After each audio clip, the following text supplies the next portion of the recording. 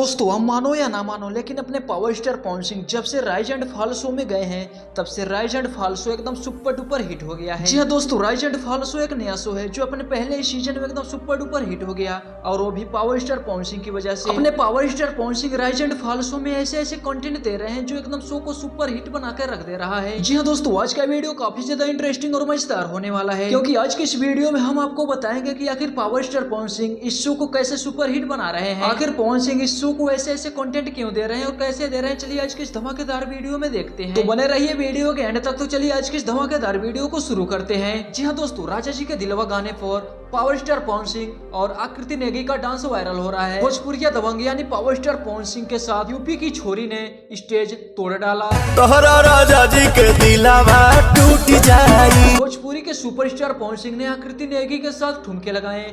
एक वीडियो में होस्ट अश्नीर ग्रोवर ने पवन सिंह से पूछा कि क्या वह उनके साथ परफॉर्म करना चाहेंगे। पवन सिंह ने वीडियो में आकृति नेगी के साथ भोजपुरी गाने राजा जी के दिलवा टूट जाई पर जबरदस्त डांस करते नजर आ रहे हैं। और आप लोग कमेंट में जरूर बताइएगा कि राइज एंड फॉल शो किसकी वजह से सुपर डुपर हिट हो रहा है। फिलहाल के लिए बस इतना ही, जल्द ही मिलते हैं किसी मजेदार और धमाकेदार वीडियो के साथ। तब तक के लिए जय हिंद।